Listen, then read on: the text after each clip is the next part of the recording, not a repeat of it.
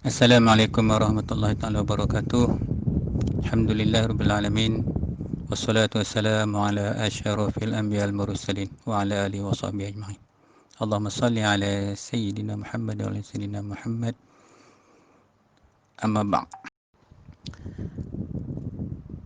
Baik, jadi berkaitan dengan yang saya post tadi tu tentang tingkatan nafsu tu. Ini dalam pelajaran ilmu tasawuf. Nah, ni pun dah kira dah tinggi tu. Tapi kena belajar juga.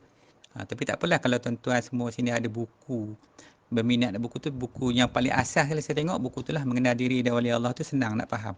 Dia tunjuk tentang tingkatan-tingkatan nafsu tu. Kurangnya bila kita baca buku tu, panduan tu, tak adalah kita ni merapu sangat dengan dunia ni. Dengan dunia ni.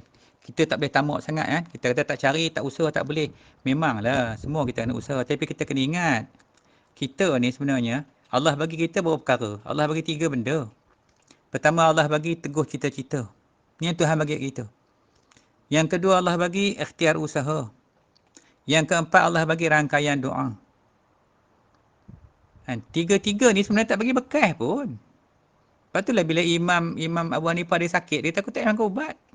Kau makan ubat kali baik pun sebab ubat kali bagi bekas. Kata dia. Tapi kita orang awam tak boleh. Kita kena ikhtiar. Tu ada ikhtiar tu. Tapi ikhtiar tu pun bukan boleh bagi bekas. Kalau kita nak pandang yang kita buat tu bagi bekas, dia syirik dah. Kita mana ada kuasa. Bang, kita tak ada kuasa apa. Kita Allah bagi 3, suruh buat. Lepas tu suruh berserah. Last kali apa? Tawakal ta'ala Allah. Allah suruh kita tawakal kepada Tuhan. Kalau sampai masa, kita tak sudah elok lah. Jadi, tu kena faham. Jadi dalam soal mencari rezeki dan sebagainya, apa pun, kita jangan overclaim. Jangan kita mesti buat ni, mesti tu, mesti ni kan. Buat mesti, buat wajib dah. Sedangkan kita ni harus. Kita ni boleh ada azam kita yang teguh. Ada usaha. Kan? Doa kita kepada Allah. Last kali doa. Doa senjata orang mukmin.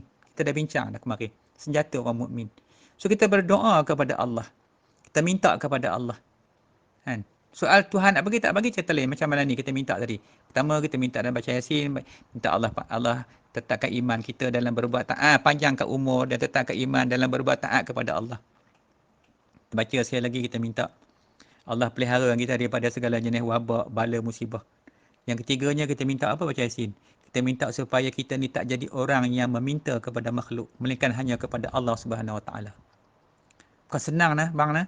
Nak jadi orang yang minta kat Allah, tak minta kat makhluk. Kita lah ni pantang dengar ada skim ya, terekam selalu penuh kat bank tu. Kan? Sampai line boleh jam. Pasal apa? Duk nampak makhluk. Allah Ta'ala tak nampak dah. Walhal kalau Allah kata mu tak sudut minta lah, tak dapat. Bukan ada rezekimu situ. Nak kata apa? Oh tak boleh ustaz, kita kena usaha. Memanglah kena usaha tapi jangan melampau. Tak boleh go beyond. Dia ada sempadan dia. So kita kena berserah kepada Tuhan dulu. Kena tadah tangan minta kat Tuhan. Dah Nabi sebut doa tu senjata. Macam kita bawa senapang lah, bawa pistol tu. Senjata kita kenapa tak doa? Pasal tak yakin tu nampak makhluk. Ni. So jadi kita faham itu balik. Kemudian kita duduklah di tempat yang elok-elok. Ni nak balik kepada Allah. So dia dalam persoalan apa yang kita sebut tadi tu tentang tingkatan nafsu tu. Malaikat maut ketika dia datang menjemput nak cabut nyawa tu, dia akan seru dengan katanya, ya ayatuhan nafsul mutmainnah, wahai jiwa yang tenang. Ketika itu roh kita ni kalau tengok lebih kurang dalam berseribu jari ya, roh kita ni, tapi dia menyerap dan tubuh kita tenang, seluruh tempat ada. Bila dia sebut itu, larilah roh yang bukan mutmainnah ni. Contohnya roh tu duduk tempat mana? Tempat apa ni, amarah, tempat lawamah, lari roh dalam tubuh, takut nak keluar. Melainkan roh yang mutmainnah, dia bersedia dah, tunggu nak keluar dah. Bila malaikat maut tu panggil dia, jemput, roh tu keluar dengan tenang. Lepas tu kita tengok kalau orang mati ni, kan, masa dia nak mati tu, malaikat Jibril datang mengepak sayap. Kalau sayap kanan tu nampak syurga, macam TV tu. Sayap kiri nampak neraka. Bila dia lihat yang tu, sakit maut tu dah hilang dah. Maka punya semangat nak nampak syurga, nak pergi tu kepada Allah, kepada syurga tu, berpeluh-peluh merecik kot dahi tu. Masa mati tu. Lepas tu keluar air mata dia. Itu tanda ahli syurga. Kan? Tu. Jadi bukan senang lah kita tengok kematian macam itu. Jadi, okey, jadi bila dia seru dengan ya ayyatuhan nafsul mutmainnah tu, kita nak pergi ke mana? Kita ni duduk di mana sekarang ni? Yang kata kita ni hebat sangat ni. Pangkat dengan cakap lah. Tak ada pangkat beli. Beli merata pangkat. Nak pangkat juga. Nak ada juga datuk, datin apa semualah. Bangga tapi nafsu amarah. Nafsu lawamah. Malaikat panggil, dia tak panggil datuk dah. Dia panggil, dia seru dengan ya ayyatuhan nafsul mutmainnah.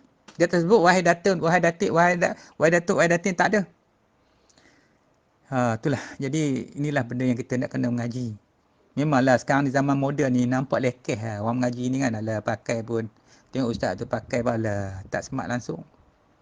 Smart dapat apa? Lawa dapat apa?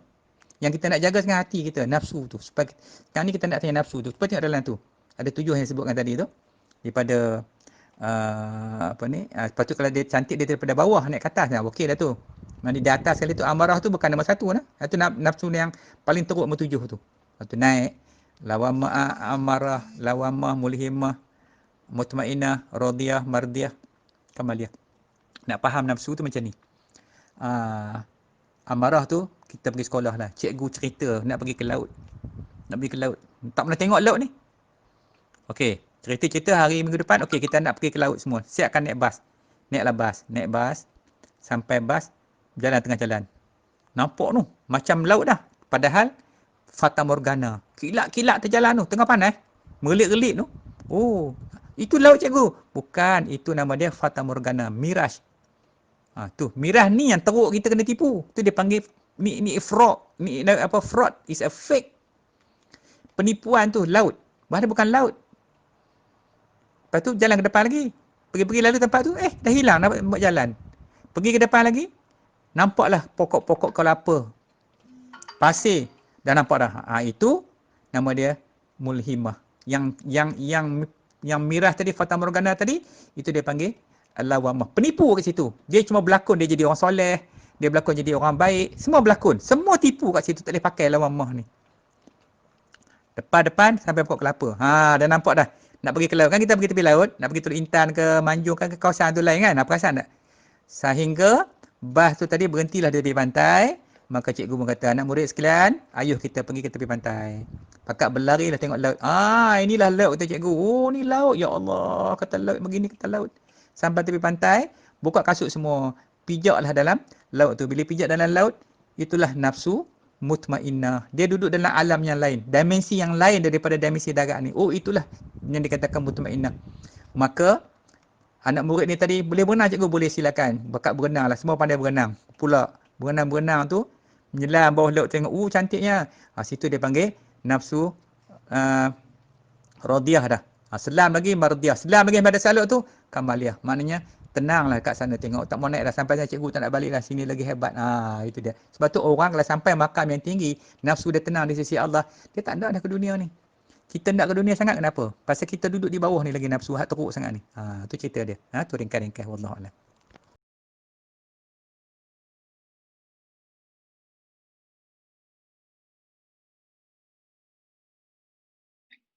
Allahumma salli wa sallim wa barik ala sayyidina Muhammadinil Fatihi lima ughliqa wal khatimi lima sabaqa wan nasiril haqq bil haqqi wal hadi ila siratikal mustaqim sallallahu alaihi wa ala alihi wa ashabihi haqqa qadarihi wa miqdarihil azim.